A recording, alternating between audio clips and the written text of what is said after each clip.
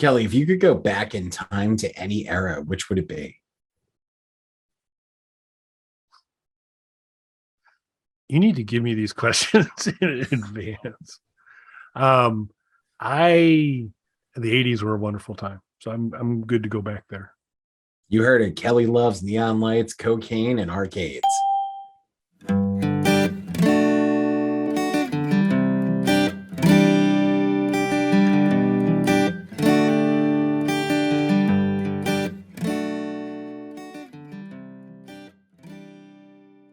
Bog Panda.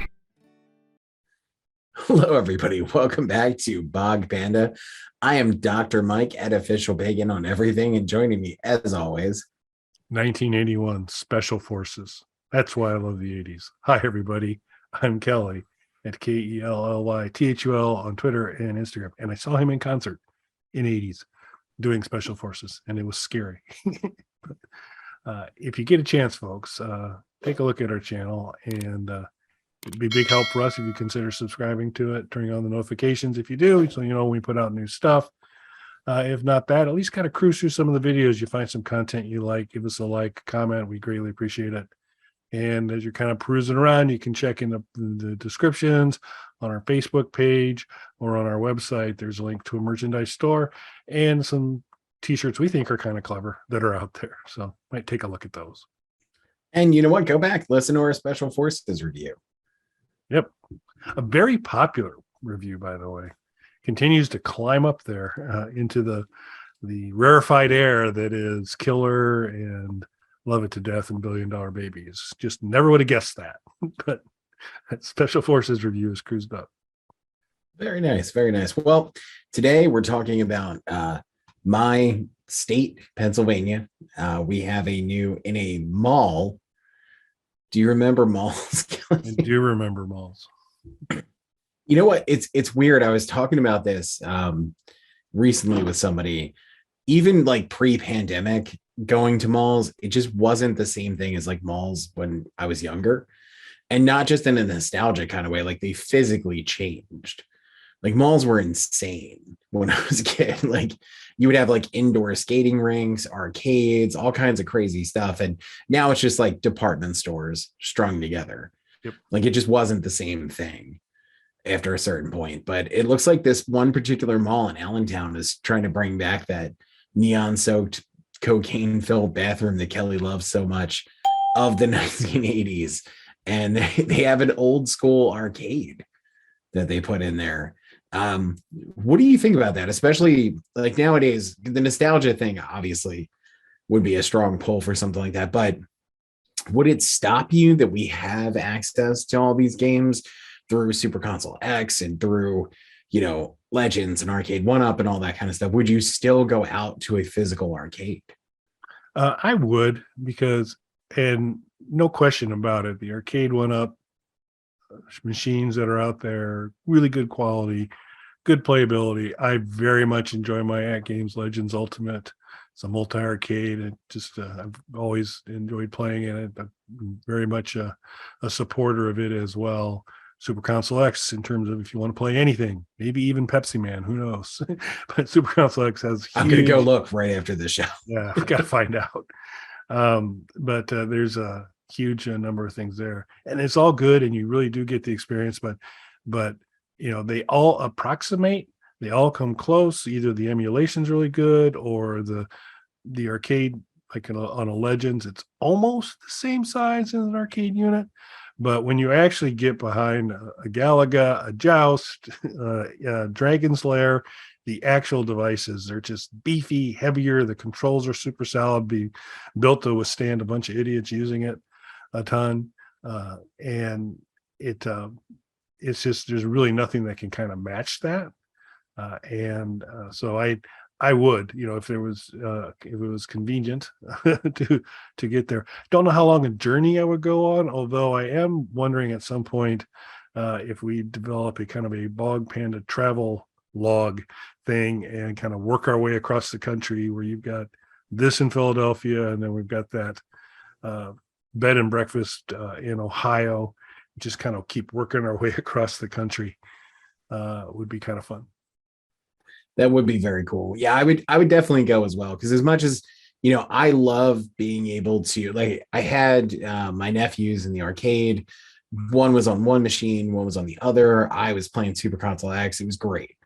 And as fun as that is, like, the room is getting to where I want it to be, which is that actual arcade feel where we're all there playing different games in the same room and just being surrounded by all that. But it's still, like you said, an approximation of it.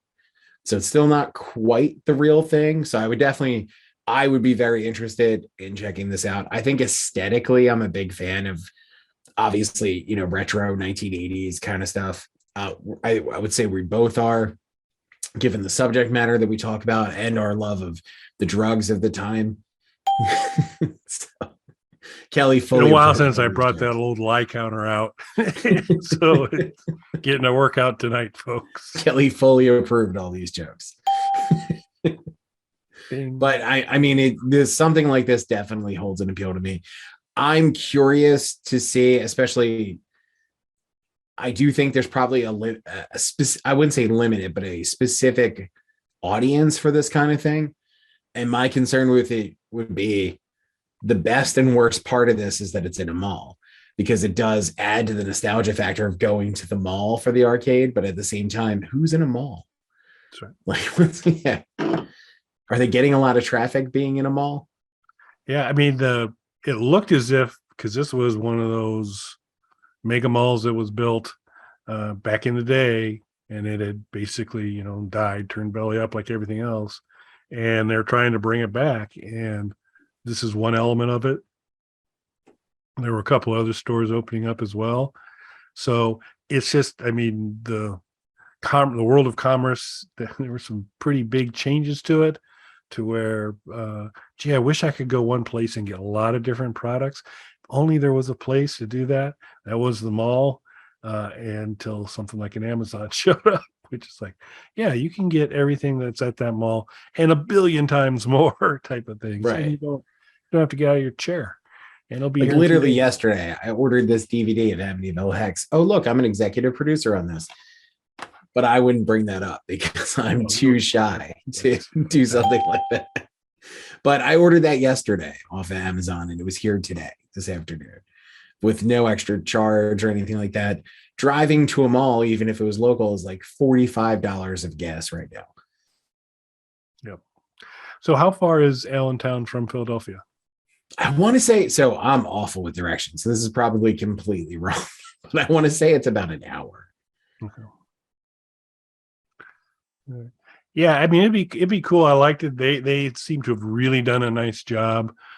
This is not accurate period reflection of an 80s mall arcade No. thing, because they have like everything. I Yeah. mean, they really have gone all out.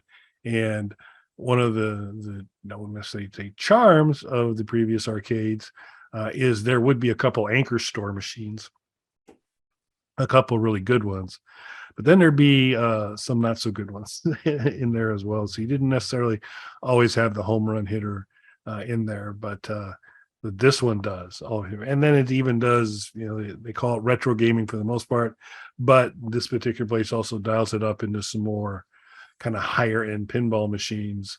When Grogu, anytime you see Grogu, I'm pretty sure we've left retro gaming at that point in time.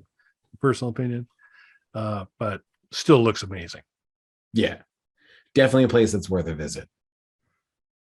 Cool. Well, if you're in the area, or if you have recommendations as you consider across the country, places that Mike and I need to make a stop at, we've got Pennsylvania and Ohio now.